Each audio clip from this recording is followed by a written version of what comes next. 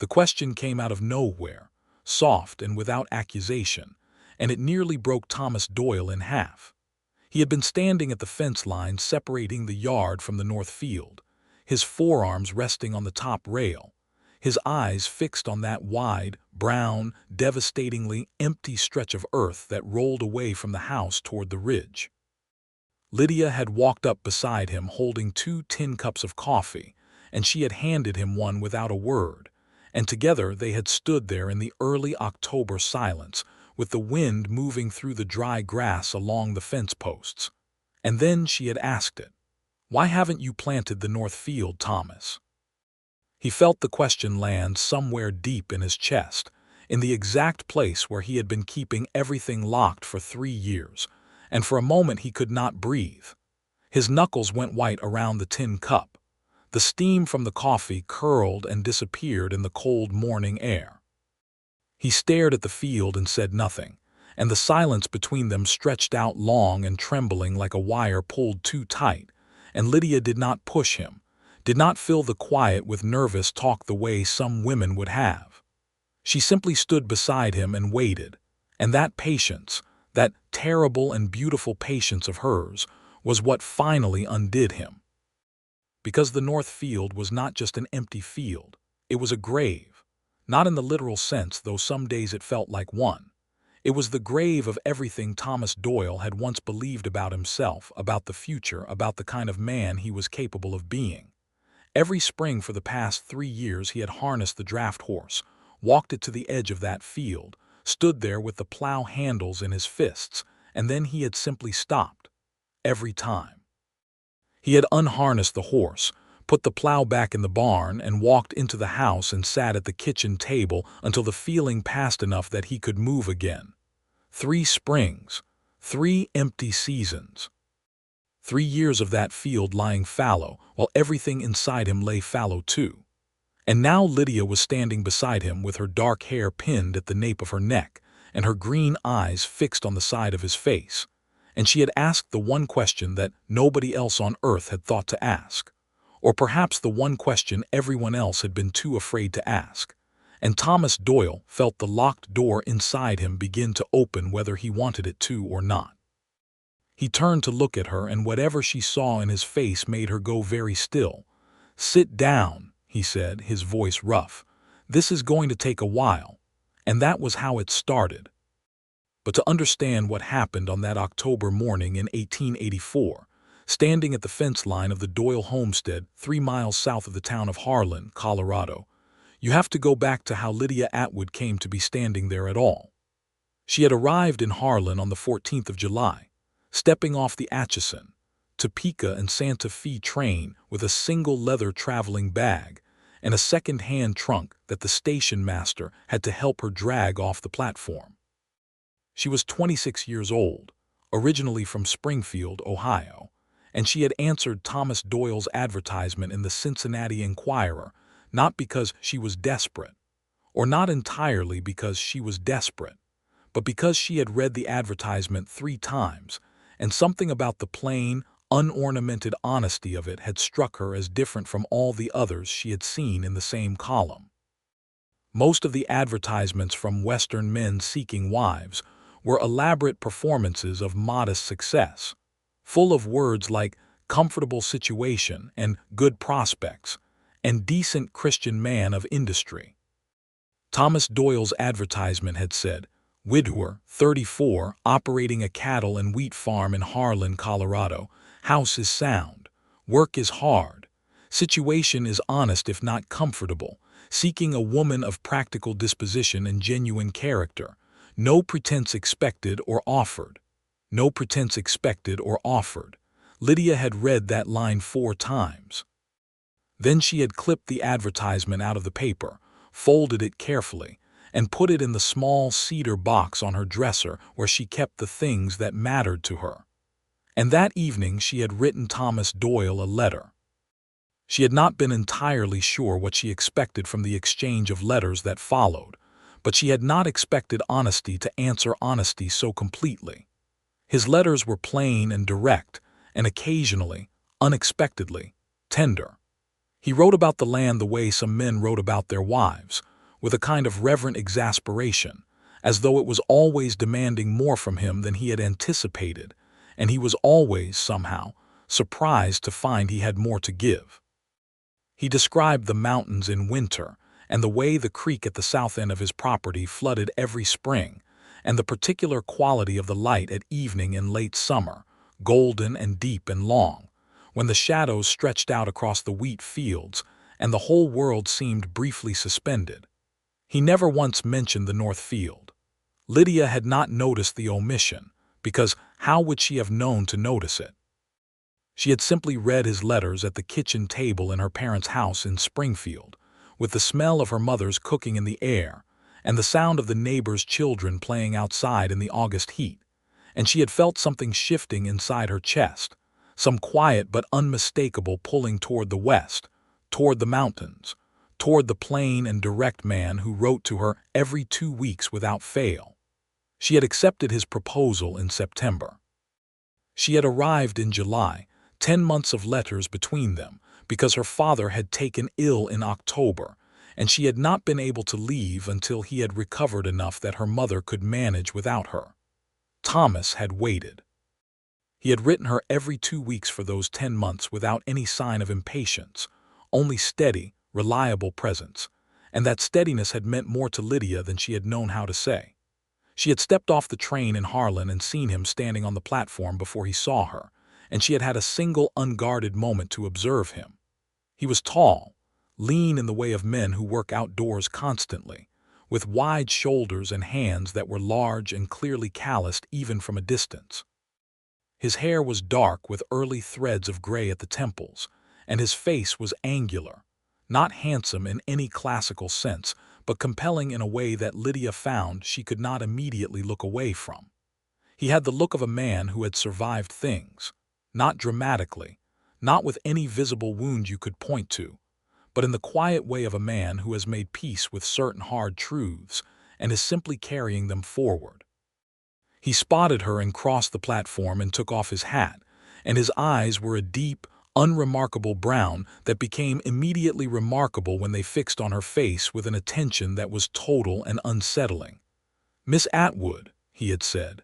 "Mr. Doyle," she had answered. And that was it. That was the whole formal ceremony of their first meeting, and somehow it had been exactly right. They had been married 2 days later by the Reverend Alton Marsh in the small white church on Harlan's Main Street, with the justice of the peace and Thomas's nearest neighbor, a weathered rancher named Gerald Prout, serving as witnesses. There had been no wedding breakfast, no flowers, no music. Thomas had driven her out to the farm in his wagon, pointed out the creek and the barn and the wheat fields on the way, and when they arrived at the house, he had carried her trunk inside and shown her the kitchen and the bedroom and the small room at the back that he used as a study. And then he had made coffee and they had sat at the kitchen table and talked for 2 hours straight, easy and unforced. The way 2 people talk when they have already said the important things in writing, and now simply need to learn the sound of each other's voices. Lydia had liked the house. It was not large, 3 rooms and a sleeping loft that he had converted into a proper bedroom at some point, but it was solid and well-maintained, the way things are maintained by someone who has no one to do it for but does it anyway out of a kind of stubborn respect for order. She had noticed things. The quilt on the bed was old and worn but carefully mended. The wood floors were swept clean. There was a shelf of books in the study, real books, not just a Bible and an almanac, but novels and a set of surveying manuals and 3 volumes of botanical illustrations and a much-thumbed copy of Marcus Aurelius. She had looked at that shelf and felt something in her relax. The first weeks were careful and considerate and interesting in the way that any genuinely new beginning is interesting, when everything is fresh information, and you are learning another person the way you learn a new landscape, one feature at a time. Thomas showed her how the farm was organized, how the cattle rotation worked, where the root cellar was, which boards in the porch were soft and needed replacing. He treated her as a partner from the beginning, not as an ornament or a servant, but as someone whose intelligence and judgment he expected to be useful, and Lydia found this enormously appealing. She had grown up in a household where her opinions had been welcome, and she had not realized how deeply she had feared coming west to find herself reduced to background. She helped with everything she could and asked questions about what she did not know. She was a fast learner. Thomas noticed this and said so, simply and directly, without excess praise, which was somehow the most satisfying kind. She also noticed the north field. You could not miss it, really. Every other field on the property was in use or rotation, clearly worked and purposeful. But the north field, the largest and most level piece of ground on the farm, lay perfectly bare and unbroken, summer into fall, no planting, no fallow crop, no nothing. Just flat brown earth with the occasional persistent weed pushing through. When she asked Thomas about it in those early weeks, casually as she might have asked about anything, he had said only that it was resting, that sometimes land needed to rest. The answer was not unconvincing, but it was insufficient. She had let it go, because there was too much else to learn, and she was not yet sure enough of the ground between them to press on something that clearly had a door in front of it. But the north field was always there when she looked out the north-facing kitchen window. And as the weeks became months and fall turned to winter and winter turned to the spring of 1885, she watched Thomas walk to the fence line of the north field several times, always alone, always early in the morning, and stand there for long stretches of time before walking back to the barn and starting the day's work. She watched him do it, and she said nothing, but she stored it carefully in the part of herself that was paying attention to the parts of him that he had not yet offered. And then the second spring arrived, and it was the same. The other fields were plowed and planted in good order, the wheat going in with the right timing and the right depth, the man who farmed knowing exactly what he was doing. The north field stayed empty. And that second fall, when the wheat from the other fields came in well, and they were working together to get it all stored before the weather turned, Lydia had found herself standing at the kitchen window at dusk watching Thomas unhitch the draft horse from the wagon, and she had thought with a sudden quiet certainty that she loved this man. Not in the tentative, exploratory way she had felt during those early months when she was still measuring the distance between them, but solidly, without reservation, the way you love something when it has become part of the structure of your days. She loved his steadiness and his honesty, and the way he read by lamplight in the evenings, sometimes sharing passages aloud without any preliminary remark, just reading out the words as though he assumed she would want to hear them. She loved the way he laughed, which was not often but was complete when it happened. She loved the way he had, gradually and without ceremony, come to reach for her hand in the evenings. She had not said any of this to him directly. There was something between them still, some distance that had nothing to do with affection or commitment, something he was holding back from the deepest room of himself. She had felt it from the beginning, that there was a part of Thomas Doyle that was carefully sealed, not hostile, not deceptive, but sealed the way a man seals a room when the contents of it are more than he knows how to live with, and he has decided that living with the door closed is the only way to continue living at all. By the second year she knew it was connected to the north field. She did not know how or why, only that whatever Thomas kept inside that sealed room was somehow represented by that piece of empty earth. And she had decided to wait, because pushing at a sealed room before the person on the other side is ready to open it is not love, it is invasion. But on that October morning in 1884, no, it was 1885 by then, early October of 1885, 3 years since whoever had planted that field last. She had woken at dawn and made coffee and looked out the north-facing window and seen Thomas already at the fence line, and something in the quality of his stillness had been different. Something had been ready to break, or to open. She had felt it the way you feel weather change, in the air before the visible sign arrives. And she had carried 2 cups of coffee out to the fence line and handed him one and stood beside him, and after the long silence she had asked the question, "Why haven't you planted the north field, Thomas?" And now he was sitting on the lower rail of the fence with his coffee going cold in his hands, and Lydia was sitting beside him, and he was telling her everything he had never said. It had started, he told her, with a woman named Claire Doyle, née Hartwell, who had been Thomas's wife from 1879 to 1882. He said her name carefully, the way you handle something that has sharp edges you have learned to account for. Claire had been a Harlan girl, born and raised, the daughter of the town's first general store owner, and she had been vivid and quick and full of opinions, and had laughed at almost everything, which Thomas had found alarming and then irresistible. They had married in 1879, when Thomas was 29 and Claire was 25, and the first year had been good in the way that first years often are, full of discovery and the particular pleasure of building something together from nothing. The farm had been different then. Thomas had only had the house in the South Fields at that point. The North Field was newly acquired, a piece of ground he had bought from the estate of a neighbor who had given up on Colorado in '79 and gone back east.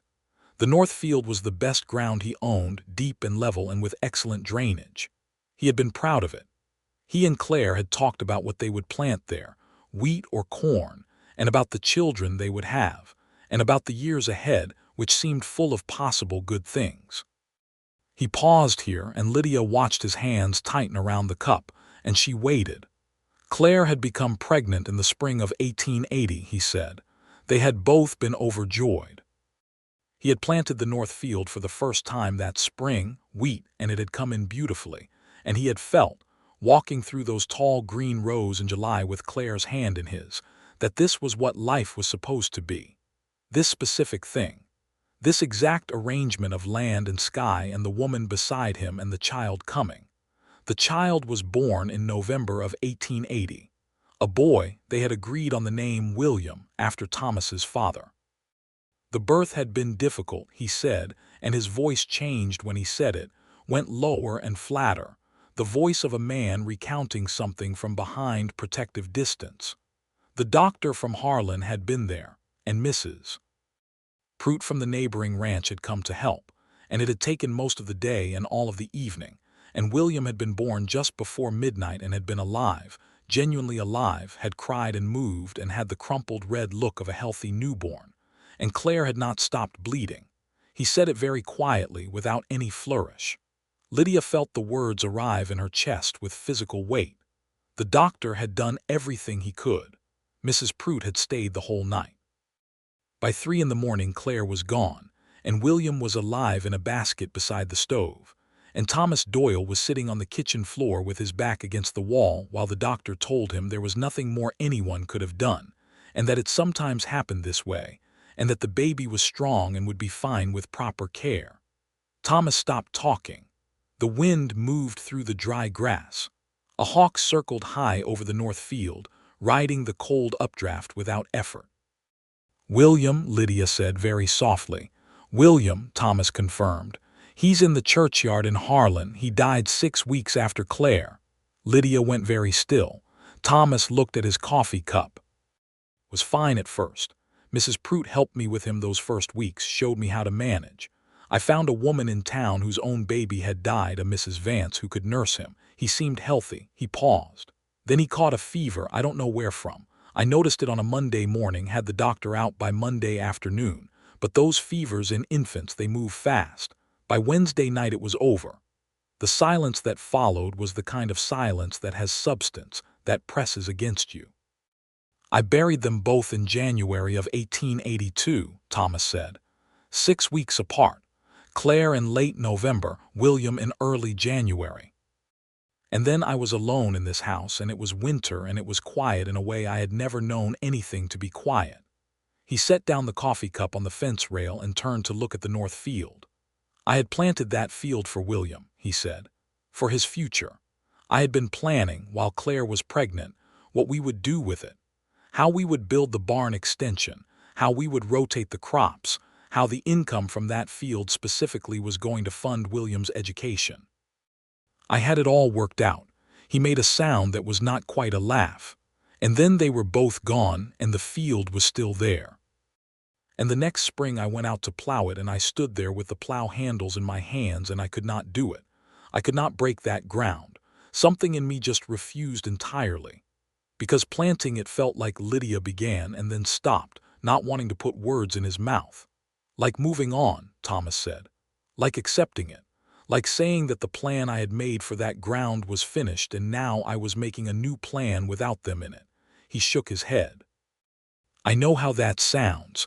I know the ground doesn't remember. I know William never even walked across it. But I had carried those plans inside me for months while he was growing, and when he was gone the plan stayed and the field stayed and I just could not. Lydia said nothing. She reached out and took his hand. He looked down at their joined hands and then back at the field. The third spring I tried again, he said. Same result. And then I thought perhaps it's permanent, perhaps this is simply a thing I cannot do, and I tried to make peace with it. Except you can't quite make peace with a thing you can see from your kitchen window every single morning of your life. No, Lydia said. I imagine you cannot. He turned to look at her then, fully, for the first time since he had started talking, and the expression on his face was something she did not have a word for. It was too complicated for a single word. It contained grief and exposure, and something tentative that she recognized, with a sudden acceleration of her heart, as the particular kind of vulnerability that exists only when someone has told you their most carefully kept secret and is waiting to see what you will do with it. I should have told you before you came, he said. In the letters, I think I was afraid you would not come if you knew.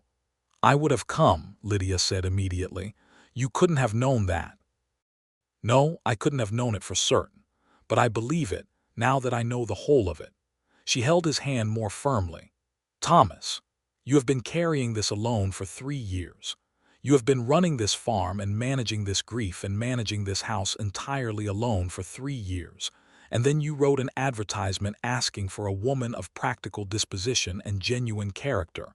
And what you really needed was someone who would ask the right question. He looked at her for a long moment, and then he looked at their joined hands, and then he looked at the north field. What do you think we should do with it? He asked, and the question was so nakedly genuine, so entirely free of any kind of performance, that Lydia felt something bloom wide open in her chest. She thought about it seriously, because he deserved a serious answer. I think we should plant it in the spring, she said. Not because you've moved on from them, and not as any kind of declaration about the past. Just because it's good ground and it would be a waste, and because William would have grown up on a farm and understood about not wasting good ground. Thomas was quiet for a moment. Then he said, That's a very sensible answer. I'm a woman of practical disposition, Lydia said. You said so yourself in the advertisement. And Thomas Doyle, for the first time since she had known him with any fullness, laughed. Not the polite, restrained kind of laughter she had heard from him before, but the real kind, unexpected and complete, and it changed his face entirely. She watched the transformation and felt the warmth of it travel all the way through her. They sat on the fence rail for another hour, the coffee long cold and forgotten, and he told her more. Not because she pressed him, but because the sealed room was open now, and the contents were moving, the way things move when air finally gets to them.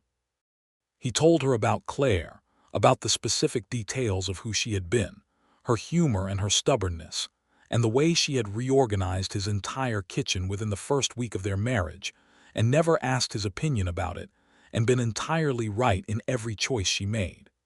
He told her about the months after, about the particular nightmare of grief that has no one to witness it, that sits in an empty house through a Colorado winter with no sound but the wind.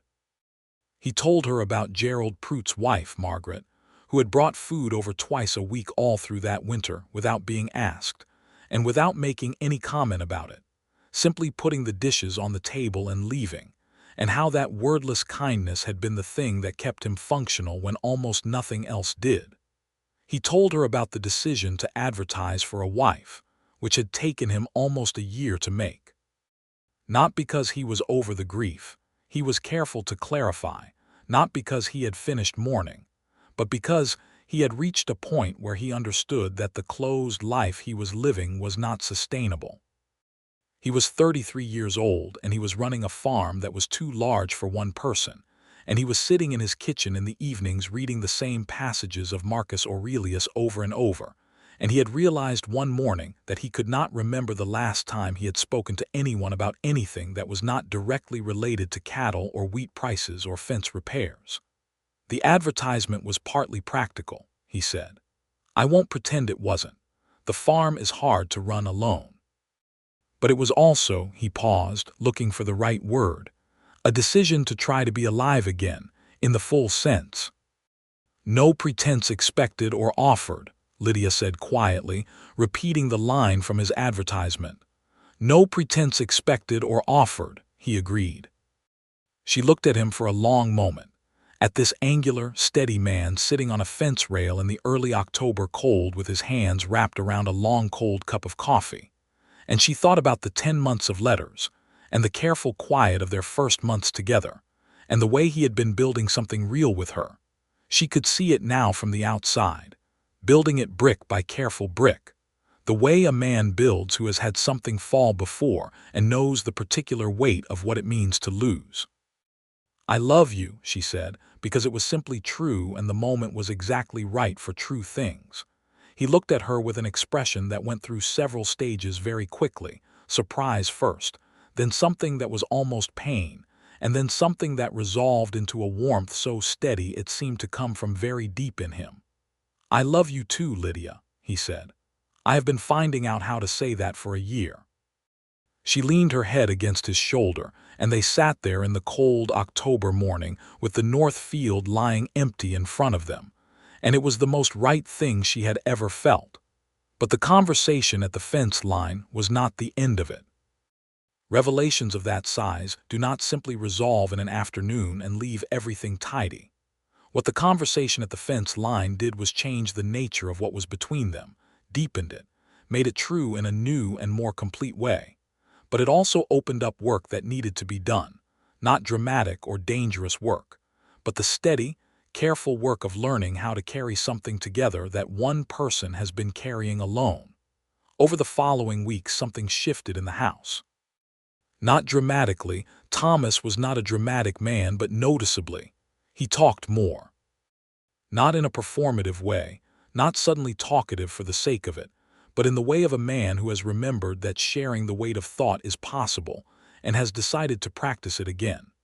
He would come in from the barn in the evenings and sit down at the table and say something about what he had been thinking, about the cattle, about the fence line on the east pasture, about the letter he had received from a wheat buyer in Denver who was offering a new contract.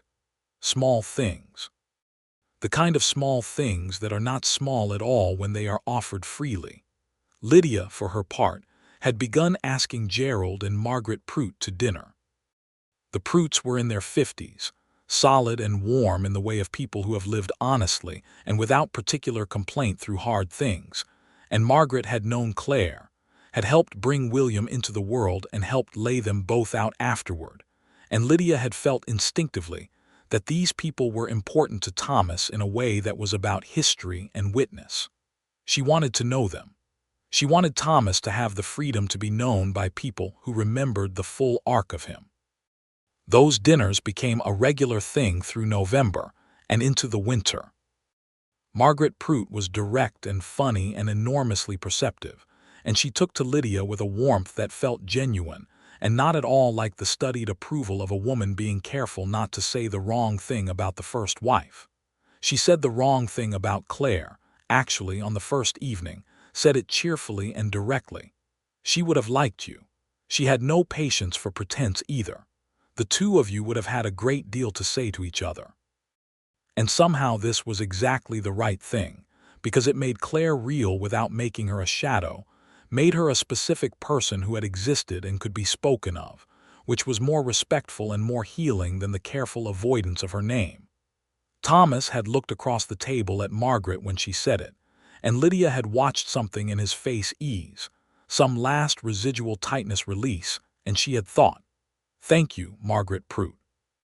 December came with hard cold and early snow, and they were inside more, which had its own particular quality, the close warmth of two people learning each other's winter habits. Lydia discovered that Thomas was a natural insomniac who frequently rose at 2 in the morning and read for an hour in the kitchen before returning to bed, and that if she heard him get up and went out to sit with him, he would read aloud to her in the lamplight while the snow moved against the windows. And these middle-of-the-night reading sessions became something she looked forward to with an intensity she found disproportionate and wonderful. He was reading Dickens that winter, working through a battered copy of David Copperfield that had been on his shelf for years unread, and his voice in the lamplight over the sound of the winter wind outside was one of the best things she had ever known. She also discovered that he was capable of worry in a specific and practical direction that he found difficult to express unless she asked directly. She learned to ask.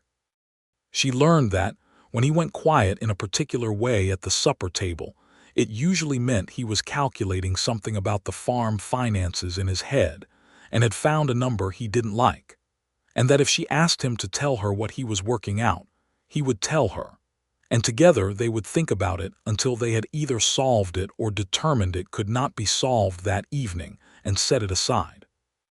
This process of thinking together about practical problems had a kind of intimacy to it that surprised her with its depth. There is something genuinely bonding about two people being worried about the same real thing in the same direction. The spring of 1886 arrived, and with it the question of the North Field, no longer an unspoken mystery but a named and agreed-upon intention. On the first warm morning in March, Thomas went to the barn and brought out the draft horse and the plow, and Lydia was waiting for him at the fence line when he came around the corner of the barn leading the horse. He stopped when he saw her there. She was wearing her heavy coat and her work boots, and she had her hair loose, which she rarely did outside, and she was standing at the fence post with her hands in her coat pockets looking at him. "I thought you might want company," she said. He did not say anything for a moment. Then he led the horse to the fence and looped the reins over the post and came to stand beside her, and they both looked at the North Field, which was soft and dark with spring thaw ready. "All right," he said. He opened the gate and led the horse through, and Lydia followed, and they walked together to the near edge of the field, and Thomas attached the plow and took the handles and looked at the field for one long moment. She stood a little to the side and watched him. He took a deep breath and started the horse moving, and the plow blade went into the earth, clean and deep, and the dark soil turned over in a long, even row, and the smell of it rose up, rich and green and real, the smell of ground that has been resting and is now ready to work. Thomas plowed the first row and turned the horse at the far end and came back, and when he reached the near end he stopped and looked at the furrow he had made. Lydia watched his face.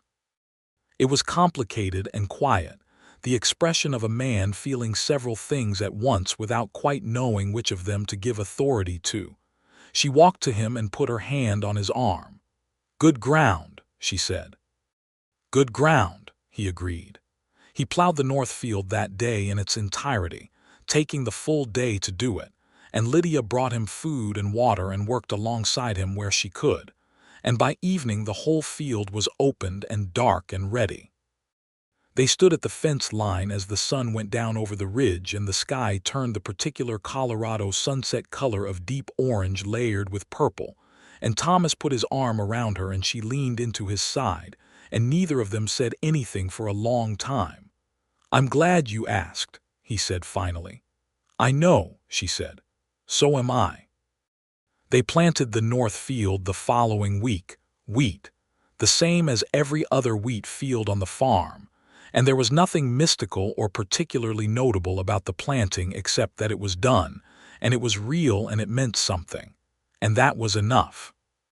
But the spring of 1886 held one more thing, something that arrived before the planting was even finished, something Lydia had suspected for 2 or 3 weeks before she let herself believe it fully, and then had believed for another week before she found the right moment to tell Thomas.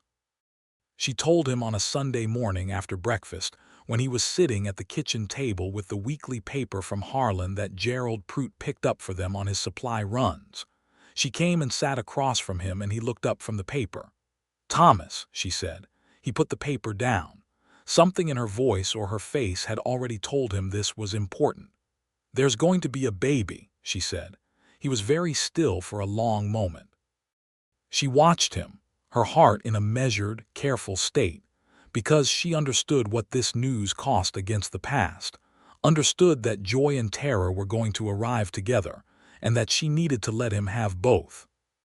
He stood up from the table and came around to her side and crouched down beside her chair and took both her hands in his and looked at her face, and she could see everything moving through him, the joy and the terror both, exactly as she had expected.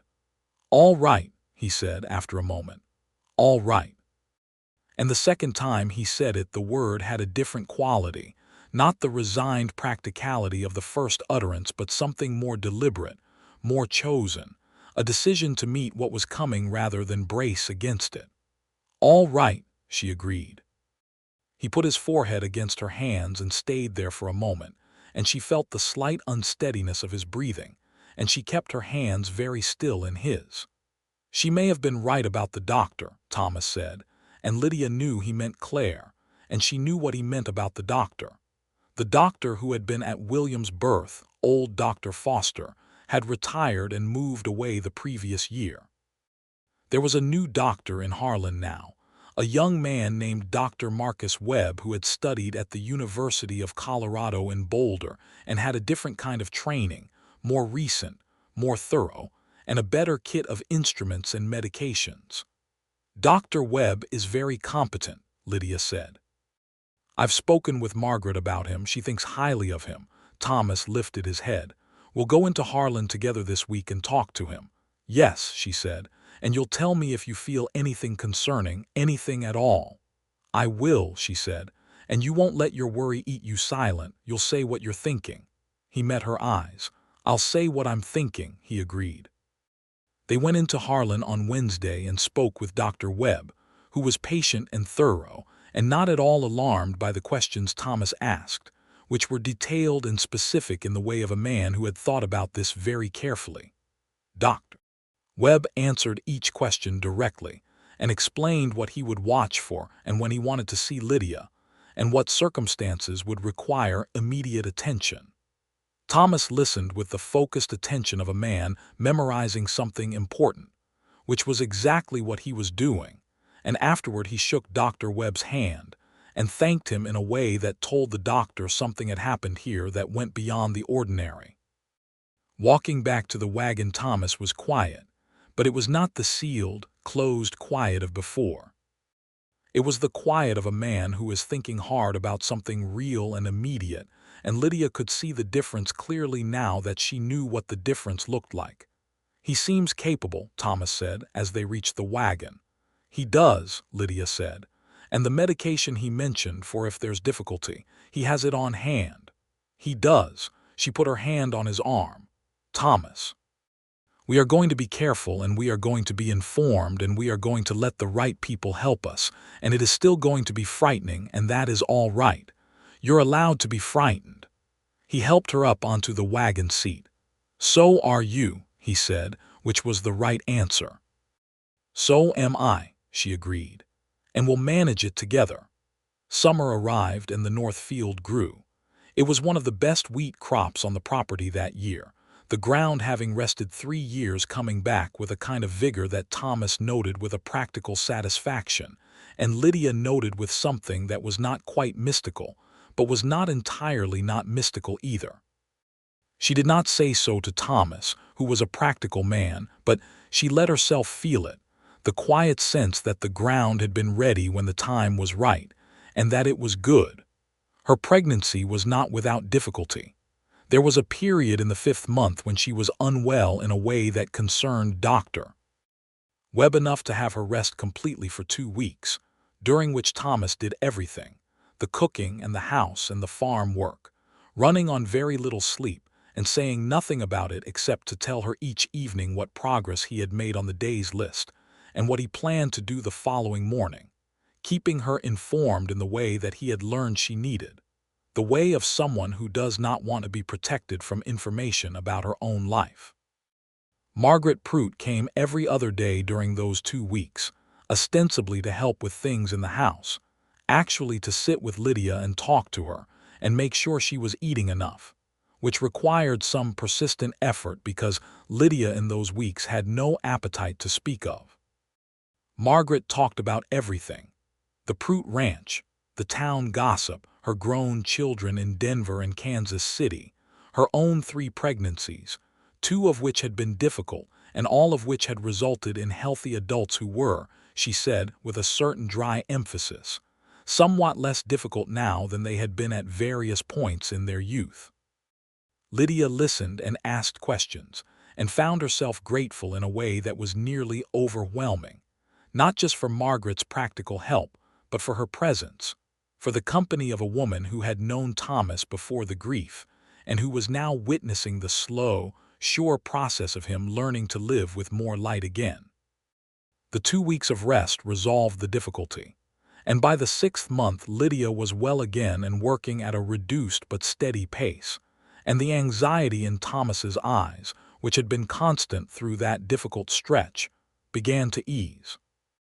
In late September, Gerald Prout came over to help Thomas begin the wheat harvest on the north field, and Lydia watched from the kitchen window as the 2 men worked in the long golden afternoon light, cutting and binding in the easy rhythm of men who have worked together many times, and the sight of the north field finally full and being harvested was something she felt in her chest as a kind of completion, a kind of rightness that went beyond the practical. The baby came in November. The timing was not deliberate, was not a thing anyone could have arranged, but the fact that it arrived in November, in the same month that Claire had died 5 years before, was something Thomas was aware of from early in the pregnancy and had not said out loud until late in October, when he finally, on a sleepless night, told Lydia that the calendar had been sitting at the back of his mind since spring and that he was not sure what to do with that. She had told him that what they would do with it was live through November fully, with all of it present, and that was what they would do. The baby came on the 17th of November with Dr. Webb attending and Margaret Prout there helping, and it was a long labor and a hard one, and Thomas was in the kitchen because Margaret had firmly directed him there, not cruelly but firmly, the way you direct a person who is too close to a situation to be useful in it. He sat at the kitchen table through the whole long night with Gerald Prout, who had come with Margaret, and the 2 men did not talk very much, but Gerald kept the stove fed and made coffee at intervals and did not offer any false reassurances, which Thomas appreciated more than he could have articulated. At 4 in the morning, Dr. Webb came to the kitchen door and said, "Come and meet your son, and your wife is fine. She is tired and she is fine." Thomas stood up from the table and walked to the bedroom door and went in, and the first thing he saw was Lydia, pale and exhausted and utterly composed in the way of someone who has come through something hard and arrived on the other side of it, and she was holding a bundle in her arms and looking down at it with an expression that Thomas had no category for. It was so specific to this exact moment.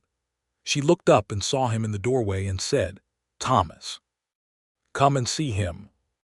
He crossed the room and sat on the edge of the bed and looked at his son, who was red-faced and new and making small indeterminate sounds of adjustment to the fact of existence, and Thomas felt something open inside his chest that was so large and so quiet that he had no idea at all what to do with it. "He's all right," he said to Dr. Webb, who was at the basin washing his hands. "He is perfectly all right," Dr. Webb said. "Good weight, good color, strong voice when he decides to use it. He'll be fine." Thomas looked at Lydia, who was looking at him, and said nothing, because there was nothing adequate and he was wise enough to know it. "What shall we name him?" she asked. He had thought about this. They had talked about names through the pregnancy, but nothing had quite settled. He had not offered William, though she had said once carefully that she would understand if he wanted to use it and would leave it entirely to him. He had thanked her and said he did not think so, that William was William and this was a different person who deserved his own name. "I thought Samuel," he said, "if you like it." "Samuel Doyle," she said, trying it. "Yes, I like it very much." "Samuel it is," he said. Margaret Prout appeared in the doorway and said, in the tone of a woman who has managed many such situations, "Now that that's settled, the two of you need to let Lydia sleep and Samuel needs to be bundled properly, and I need more hot water. And you," she pointed at Thomas, "need to go out to the kitchen and tell Gerald that everyone is alive, and then you can come back when I've gotten things organized." Thomas went to the kitchen and told Gerald Prout that everyone was alive and healthy, and the baby's name was Samuel. And Gerald Prout, who was not an emotional man by any external measure, squeezed Thomas's shoulder very hard for a long moment before releasing it and saying, "Good. That's good. Sit down and drink this coffee." Samuel Doyle was healthy and loud and present in the world in a way that made his presence in the farmhouse immediately and inescapably real. He cried in the night, which woke them both, and Thomas insisted on taking the night wakings in turns, not as a gesture but as a practical decision, because he said clearly that Lydia had done the work of bringing Samuel into the world, and the least he could do was share the work of keeping him in it. This struck Lydia as a completely characteristic Thomas Doyle approach to the situation, and she loved him for it with a fresh and specific intensity. The winter of 1886 to 1887 was hard on the farm in the general way that Colorado winters are hard, cold, and long, and requiring constant vigilance about the cattle and the water supply and the state of the barn roof. But inside the farmhouse, it had a warmth that Lydia felt not as a contrast to the cold outside, but as a thing complete in itself. Samuel, wrapped in the old quilt from the bedroom that Lydia had carefully mended further, sleeping in the cradle that Thomas had built in the weeks before his birth, was a presence in the house that seemed to reorganize everything around him, not intrusively but gravitationally. Thomas would come in from the cold with his coat still on and go directly to the cradle before he did anything else, and the expression on his face when he looked down at Samuel was not complicated or conflicted at all. It was simple and complete. Gerald and Margaret Prout came to dinner the week before Christmas with gifts, a knitted blanket from Margaret and a small carved wooden horse from Gerald, who had made it himself. And the evening was warm and filled with the particular pleasure of people who have been through things together, and are now sitting together in firelight with good food, and a healthy baby asleep in the next room. Margaret inevitably had opinions about everything, and she voiced them freely, including her opinion that Thomas looked better than he had in years, which she said to his face without any apparent concern about whether this was diplomatically advisable. Thomas accepted it with the same directness it was offered, and said that he was. Margaret looked at Lydia across the table and gave her a single, definitive nod, the nod of a woman acknowledging a thing well done. Lydia kept her face composed, but she was smiling inside. Spring came again, and with it the second planting of the north field. There was nothing ceremonial about it this time. It was simply the next thing on the schedule. Thomas brought out the horse and the plow and planted the field, and Lydia was somewhere else on the property doing something else, and that ordinariness was itself a kind of resolution. The field had become part of the working farm again rather than an absence that required management. Samuel, by that second spring, was sitting up and paying attention to everything with the focused intensity of a child who has decided that the world is a fundamentally interesting place, and he intends to understand all of it. Thomas took him to the barn in the morning sometimes, settled against his chest in a carrying cloth that Margaret had shown Lydia how to make, and talked to him about the horses and the cattle and the patient, explanatory voice of a man who takes seriously the idea that a 7-month-old deserves to be spoken to honestly about the world. Lydia, watching this from the barn doorway one April morning, felt a happiness so large and simple that it briefly had no edges. It was just happiness, the whole field of it without qualification. She had a letter from her mother in Springfield that April, the regular monthly letter with its news of family and Springfield acquaintance. And she wrote back a long and honest account of the past year, the North Field and its planting, the pregnancy and Samuel's birth, and the winter just past, Thomas's steadiness and Margaret Pruitt's invaluable presence and Gerald Pruitt's carved horse, which Samuel had already chewed extensively. Her mother wrote back that she sounded happier than she had ever heard her in a letter, and that she was coming to visit in the summer if Thomas agreed, which she presumed he would since he sounded, from Lydia's account, like a man of sense. Thomas did agree readily, and seemed genuinely to want to meet Lydia's mother, which Lydia had not entirely expected and found very touching. He drove to the Harlan station with her the day her mother arrived, which was a warm day in late June with the sky, a hard bright blue, and the mountains sharp and clear on the horizon. Frances Atwood stepped off the train in her good traveling dress and took in the landscape with the expression of a woman from Ohio confronting for the first time the particular scale of the Mountain West and not entirely sure how she feels about it. And then she saw Thomas and she saw Lydia standing beside him with Samuel on her hip, and her expression resolved into something entirely different. She stayed 3 weeks. She was, like her daughter, direct and practical and completely unimpressed by pretense, and Thomas liked her immediately in the specific way he liked people who said what they meant. She had opinions about the house, most of which were useful and one of which, concerning the placement of the kitchen window curtains, was not acted on, because Thomas had put those curtains up and they were staying where they were, and he said so pleasantly, and Frances Atwood accepted this with a respect that suggested she had been testing something and found it satisfactory. She played with Samuel for hours at a time with an energy and inventiveness that surprised Lydia, and she walked the farm with Thomas one afternoon while Lydia stayed in the house, and she came back with a look on her face that told Lydia the conversation had gone well, though neither of them offered specifics and Lydia did not ask for them. The evening before Frances left, she sat beside Lydia on the porch in the long summer dusk and said, "He is a good man, a genuinely good man. You didn't get lucky exactly, but you were wise enough to recognize the real thing when you saw it in a letter." "He is," Lydia agreed. "He's not easy," her mother added, which was also true. "No," Lydia said. "He is not easy, but the things that matter to me about him are not easy things." She paused. "And he tries. He genuinely tries to be present and honest and available, and for a man who had the kind of 3 years he had, that trying is not a small thing." Her mother looked at her for a moment and then looked out at the summer evening settling over the fields. The north field was gold with wheat in the low light, moving faintly in the evening wind. "No," her mother agreed. "That is not a small thing at all." The second year with Samuel was full and busy in the way that a farm with a toddler is busy, which is to say comprehensively and in every direction simultaneously.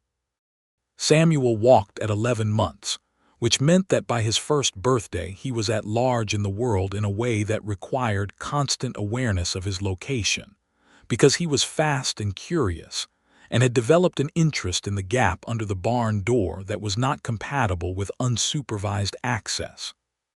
Thomas built a small fence around the kitchen garden specifically to give Samuel a safe outdoor range, and Samuel, who had his father's quality of focused engagement with whatever was directly in front of him, spent hours examining every inch of this space with complete absorption.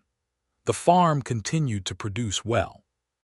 The North Field's wheat came in strong for the second consecutive year, and Thomas negotiated a better contract with the Denver buyer that Gerald Pruitt had been recommending for some time. The cattle did well. Thomas hired a part-time hand, a young man named Henry Carr from Harlan, for the heavy work of the harvest season, and Henry was competent and quiet and proved to be good with Samuel, which mattered to Lydia in a way she had not anticipated, the way a child's responses to new people tell you things about the people. The winter of 1887 to 1888 was the mildest in several years, which everyone in Harlan was grateful for. though Thomas noted correctly that a mild winter usually meant a dry spring, which turned out to be accurate and required more attention to the creek irrigation in the early planting season. He had it managed before it became a serious problem, because Thomas Doyle was a man who watched the land the way some men watch the weather, not for drama but for information, and he almost always knew what was coming before it arrived. By that spring, Lydia was pregnant again. This time she told him over the kitchen table on a Tuesday morning in March, and his response was different from the first time. No freeze of complicated emotion, or not the same freeze, just a quick intake of breath and then a long exhale, and then he reached across the table and took her hand and said, "All right. Dr. Webb again, same as before. As soon as possible," she said. "And Margaret for the same role she played with Samuel." "Yes," he said. "That's the right plan." He was still frightened, she knew. She could see it in the particular way he watched her over the following weeks, not intrusively but with the consistent background attention of a man cataloging every detail, because information is the one form of control you can actually have over the uncontrollable. She did not ask him to stop watching, because she understood that the watching was care, and that what had happened to Claire lived inside Thomas Doyle as a known and permanent fact, and would not simply stop being known. She asked Dr. Webb twice during the pregnancy to talk with Thomas directly, to address his specific concerns, and Dr. Webb did this with patience and without condescension, and each time Thomas came away from those conversations more settled. She had the baby in October of 1888, a daughter, and they named her Clara, not after Claire, though the similarity of the names was not accidental. It was a deliberate choice that Lydia made and offered, and Thomas accepted with a quietness that said everything.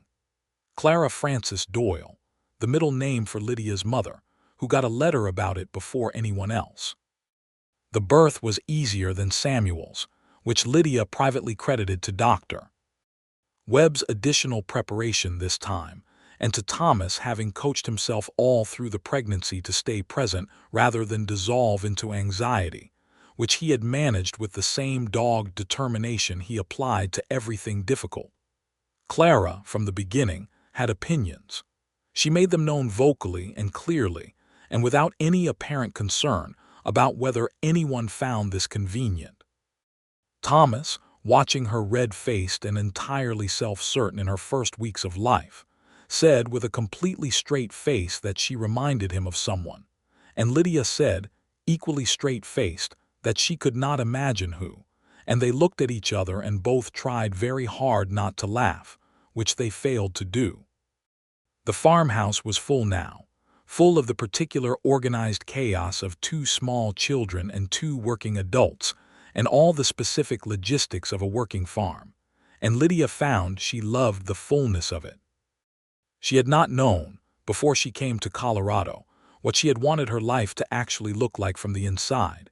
She had known in abstract terms, a life with meaning and work and honest companionship, but the specific texture of this particular life, Thomas at the kitchen table in the lamplight with Samuel on his knee reading to him in the same voice he used to read Marcus Aurelius, and Clara in the cradle making her opinions about something known to the ceiling.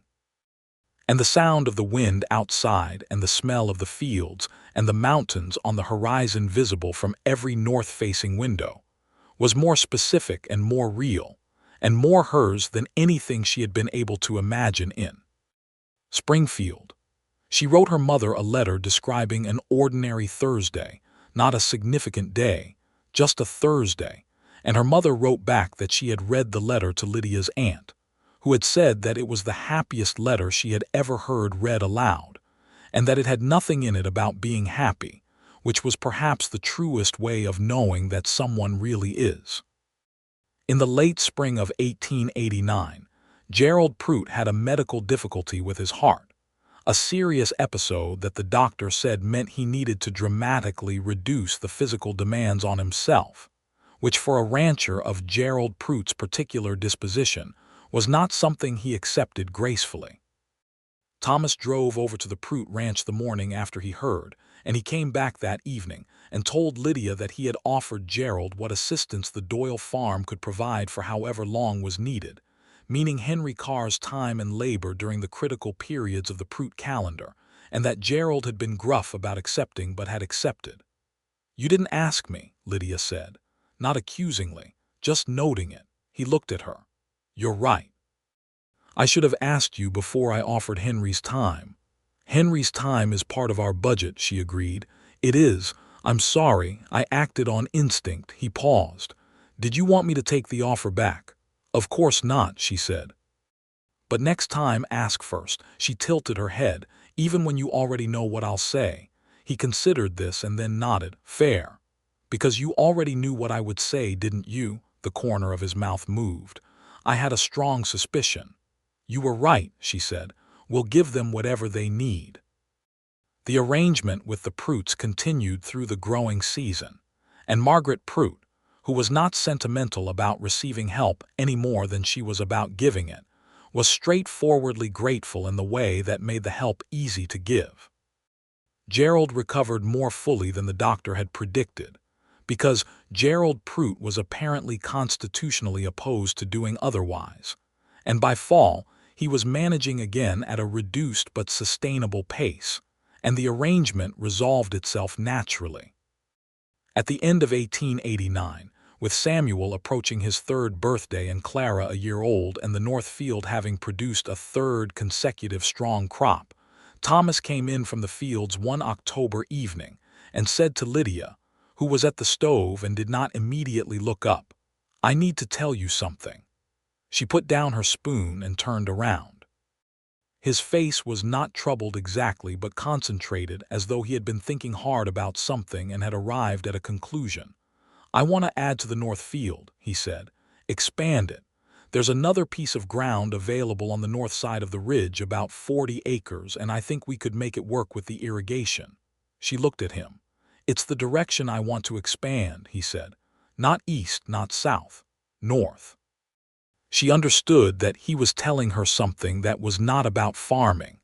He was telling her that the north was not an avoided direction anymore. He was telling her that the ground where he had once planned futures and then locked himself out of planning was now simply ground, and that it was good ground, and that he wanted more of it. "Let me see the figures," she said. He spread them out on the kitchen table that evening, and they went over them together, Samuel asleep in the next room, and Clara making the small sounds of imminent sleep, and the lamplight warm over the paper, and the wind outside doing the thing it did in Colorado evenings, this particular combination of cold and space that Lydia had come to love the way she had come to love everything else about this place that was hers. The figures were sound. The expansion made sense. "Do it," she said. He folded the papers. Then he looked at her across the table in the lamplight, and the expression on his face was one she had come to know as his version of emotional intensity, which in another man might have looked like tears, but in Thomas Doyle it looked like stillness so complete it was almost visible. 3 years, he said. "I wasted 3 years of that field." "No," she said immediately. "You didn't waste anything. You were living through something that needed to be lived through, and then you stopped living through it and started living forward again, and the field is still there and it's been producing well for 3 years, and now we're going to make it bigger. Nothing was wasted." He looked at her for a long moment. Then he said, "I don't know what I would have done if you hadn't asked." "You would have found your way to it eventually," she said. "Perhaps," he said, "but I would have taken much longer." "Then I'm glad I asked," she said. "Though it did seem to me that you were ready for someone to ask." "I was," he said. "I had been ready for a while. I didn't know how to begin it myself." She reached across the table and took his hand, the same gesture she had made at the fence line that October morning when everything had started to open, and he held it the way he always held it, fully and without any performance of holding it. "You told me everything," she said. "Every single thing you had never said, and the world didn't end." "No," he agreed. "It didn't. It started a little, or maybe continued. I'm not entirely sure which." "Maybe both," she said. "Maybe that's the same thing." The expansion of the North Field was completed in the spring of 1890, and it was, as Thomas had calculated, a sound investment. Henry Carr became a full-time hand, and there was talk of eventually hiring a second, as the farm had grown to the point where 2 adults and 1 young man were at the edge of managing it comfortably during the heavy seasons. Samuel, at 3, was a devoted observer of farm operations, following Thomas from one end of the property to the other on his short, determined legs, asking questions in the persistent and logical sequence of a child who has clearly inherited a certain quality of focused inquiry. Thomas answered every question, patiently and honestly, in the plain, direct way that Lydia recognized as simply how Thomas Doyle explained things to anyone, regardless of their age. She watched them sometimes from across a field or through a window, the tall, angular man and the small, certain-footed boy, and felt the happiness that by now she had come to think of simply as the regular temperature of her days. Clara, meanwhile, was already a person with a very clear sense of herself and what she was interested in, which seemed to be everything, and particularly anything that Thomas or Lydia had in their hands at any given moment, because she assumed whatever they were doing was worth learning. Margaret Prout, who was at the farm for dinner one Sunday in early summer, watched Clara systematically attempt to dismantle a piece of harness Thomas had left on the porch steps and said, "That one is going to be trouble of the very best kind." Thomas, who had retrieved the harness, said mildly, "I'm aware." "Good trouble," Lydia said. "The only kind worth having," Margaret agreed.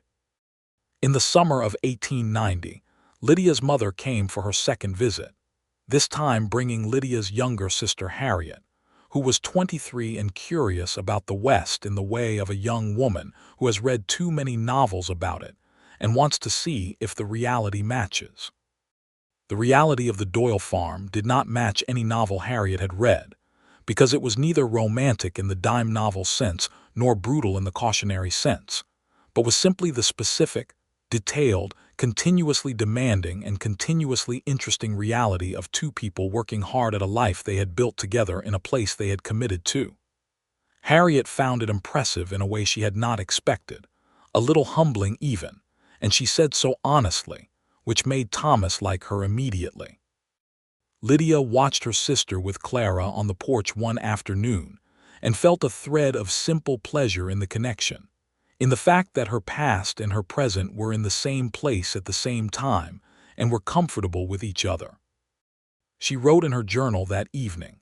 She had kept a journal since her arrival in Colorado, a habit she had maintained through every season, that she thought it was possible to look at a life and see the shape of it whole, not as something that had happened to you, but as something you had made, with your choices and your questions and your willingness to stand at the fence line of something that scared you and ask anyway.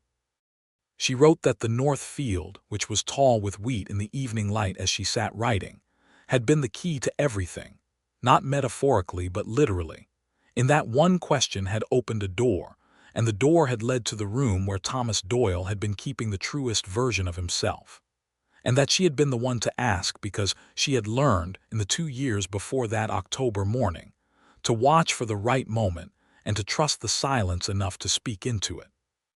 She closed the journal and went out to the porch where Thomas was sitting in the evening, and she sat beside him and he put his arm around her, and they watched the light go out of the north field as the sun went behind the ridge, the same way they had watched the first evening after the first planting, except that everything was different now and also everything was the same. "Good day?" he asked. "Yes," she said. "Very good." He pressed his mouth to her hair, which was loose again the way she sometimes let it be in the evenings. "Samuel told me today that he wants to be a farmer," he said. He specified. He said a farmer, and also he wants a horse of his own, specifically a brown one. "That seems manageable," Lydia said. "In several years. I told him we'd consider the horse. He was very clear that the consideration should result in a yes." "He got that from somewhere," Lydia said. "He did," Thomas agreed, and his voice had the warm undertone that told her he was smiling. The years built on each other, the way years do on a working farm, each one defined by its particular demands and its particular gifts, its difficult months and its beautiful months, its losses and its expansions. The farm grew steadily, not dramatically, but with the consistent purposefulness of something managed by people who are paying attention and making decisions based on what is real rather than what they hope for. Thomas was a better farmer, Lydia had come to understand, because he was honest about what didn't work, quick to see problems and name them directly rather than hoping they would resolve on their own. She had improved certain things on the farming side herself, bringing knowledge from her family's more mixed agricultural background in Ohio that complemented Thomas's more specialized grain and cattle approach. And they had between them arrived at a method of running the place that was genuinely collaborative and genuinely better than either of them would have managed alone. Samuel got his brown horse at age 7, a compact and reliable animal that Henry Carr helped him choose at the Harlan stock auction, and the partnership between boy and horse was exactly what Thomas had predicted: immediate, total, and requiring the construction of a further small fence to prevent unsupervised equestrian adventures in the direction of the Prout Ranch. Clara, at 5, had no interest in horses and every interest in the kitchen, the root cellar, the vegetable garden, and the processes by which things were grown and preserved and transformed. And by age 7, she was helping Lydia with the preserving in a way that was genuinely useful and not merely notional. She also had an alarming mathematical ability that Thomas noticed first, watching her calculate something in her head that he had been about to do on paper, and the combination of practical intelligence and computational ease in a 7-year-old girl in 1895, Colorado, was something that Lydia and Thomas talked about carefully, and at some length, because they both understood that the world had specific and often unjust ideas about what a girl's intelligence was for. And they were both of the opinion that those ideas were wrong, and that Clara deserved every opportunity they could provide. Thomas wrote, on his own initiative, to the school board in Harlan about the possibility of a more advanced curriculum for children who were working beyond their grade level. And then, when the response was inadequate, to the county education office in Denver, and then to a teacher in Denver who ran a correspondence course in mathematics and natural sciences. Clara began the correspondence course at age 8 and was letter for letter with the teacher in Denver about quadratic equations by age 9. And the teacher in Denver wrote to Thomas to say that his daughter was exceptional, and that he should find a way to send her to a proper school when the time came. Thomas told Lydia about the letter over the kitchen table, and Lydia said, "We'll find a way." "Yes," Thomas said, "we will." And they did eventually, but that was somewhat down the road, and the road between here and there was full of ordinary days that were not ordinary at all, full of Samuel growing into his father's angular build and his mother's quick observant intelligence, full of Clara growing into someone entirely herself, full of the North Field planting every spring and harvesting every fall, full of Thomas and Lydia Doyle going about the business of a life built honestly, without pretense, without the hidden motives that had never been their story, without the dark past that had been faced and named and folded into the ongoing narrative of the present rather than sealed away to rot. Thomas turned 40 in 1890, and Lydia organized, with Margaret Prout's considerable logistical assistance, a dinner that became something considerably larger than a dinner, with the Prouts and Henry Carr and the Reverend Alton Marsh, who was still the minister at the Harlan church and had married them 8 years before, and a handful of other people from Harlan who had become, over the years, part of the fabric of their life here. Thomas, when he walked into the house and found it full of people, stood in the doorway for a moment with an expression that Lydia recognized. It was the same expression he had worn at the fence line the morning she asked him about the North Field, exposed and not entirely sure what to do with the fullness of what he was feeling. She crossed to him and took his arm and said quietly, "Everyone here knows you. You don't have to perform anything." He looked at her. "I know," he said. "That's what I was feeling." She understood. The people in this room knew the full version of Thomas Doyle, or enough of it to make the knowledge real.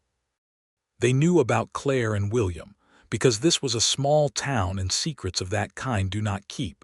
But they also knew about the past 8 years, about the farm and Samuel and Clara and the North Field, and their knowing was the kind of knowing that constitutes belonging. Thomas Doyle had not believed, for a long time after losing his first family, that he belonged anywhere anymore. He believed it now.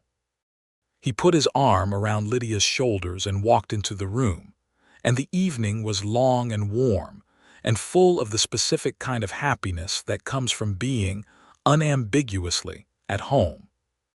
Gerald Prout died in the fall of 1893, peacefully and not unexpectedly, a month past his 64th birthday. Thomas had known it was coming for some time, had spent more time at the Prout ranch through that last summer than the farm strictly required, going over in the evenings to sit with Gerald on the porch and talk about things or not talk about things, the way men sit together who have been through things and know each other's specific weight. When the news came on an early September morning, Thomas went over immediately, and he handled things with Margaret in the calm and capable way of someone who has grieved before and knows what is needed, not comfort exactly but presence, the willingness to be there without trying to fix something that cannot be fixed. Margaret Prout stayed on her ranch, with the help of her son who came from Denver and stayed for a month, and then again on her own with assistance from the Doyle farm whenever she needed it. She was not a woman who needed a great deal, but she accepted what was offered, and the connection between the two families held steady as it had for years.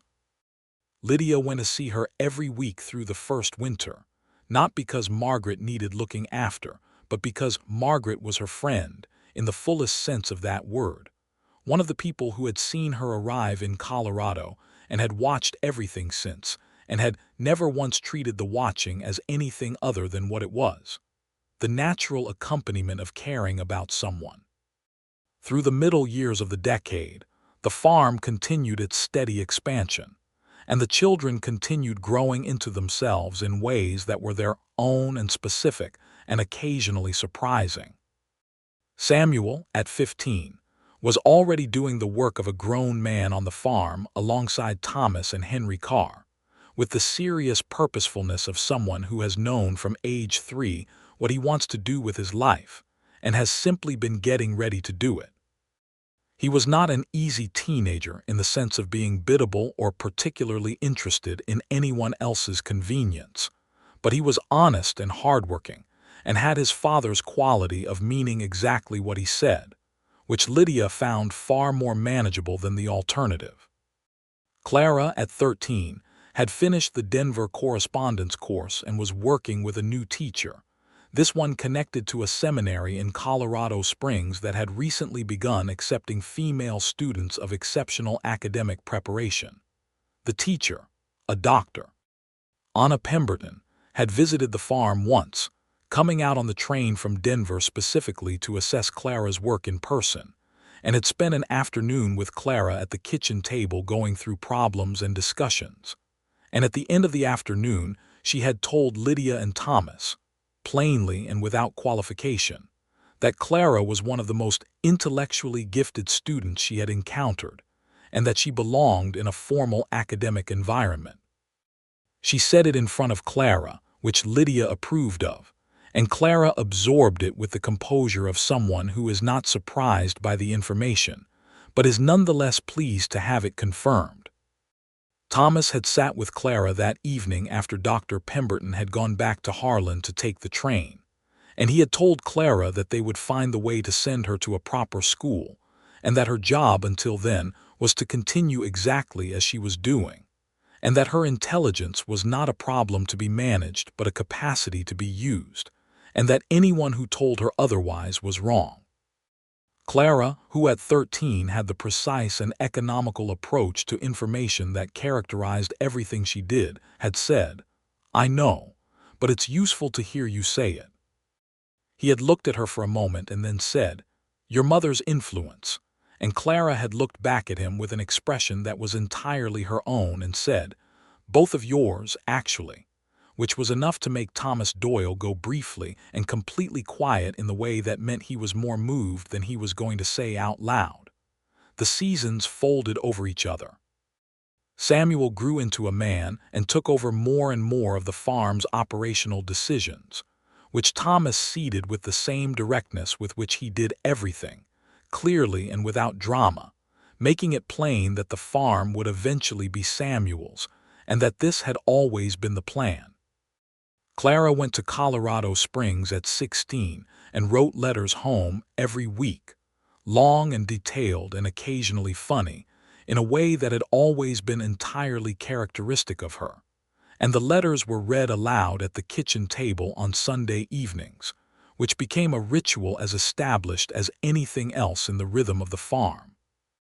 Lydia and Thomas, in the fullness of these years, had become so completely themselves together that the boundary between I and we in the daily business of their life had become entirely natural and unnoticeable, not because either of them had disappeared into the other, but because they had arrived at the particular intimacy of two people who have gone through enough things together that the going through has become a shared quality, a thing they carry in the same direction.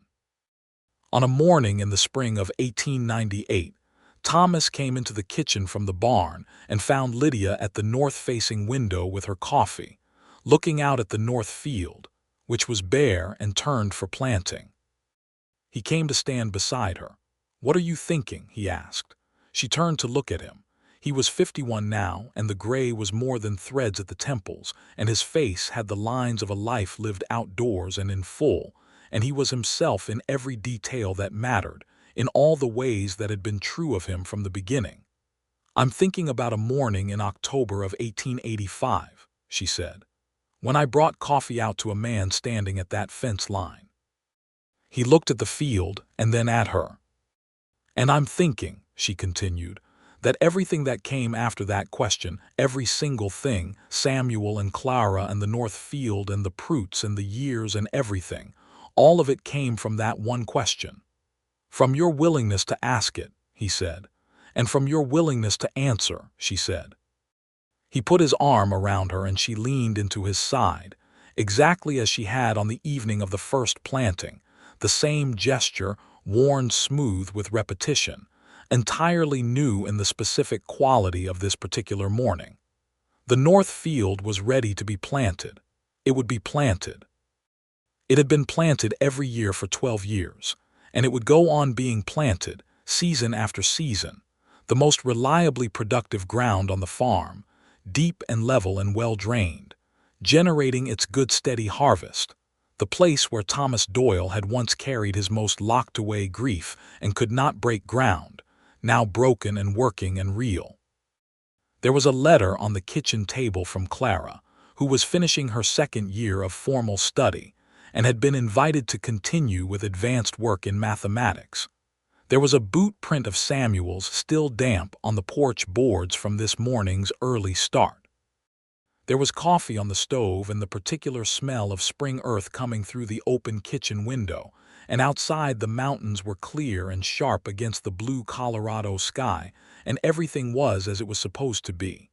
"We should plant this week," Thomas said. "The ground is ready." "Yes," Lydia agreed. And Thomas Doyle went out to the barn and brought the horse and the plow, and his wife Lydia walked out to the field with him, and they opened the gate together, and together they walked out onto the north field in the spring morning light, and the earth was dark and rich and ready beneath their feet, and every season that had come before and every season that was coming after was present in that walk across that ground, not as a weight but as a wholeness, everything that had ever needed to be said finally said. Everything that had ever needed to be planted finally planted, the life that had been possible all along finally, completely, entirely here.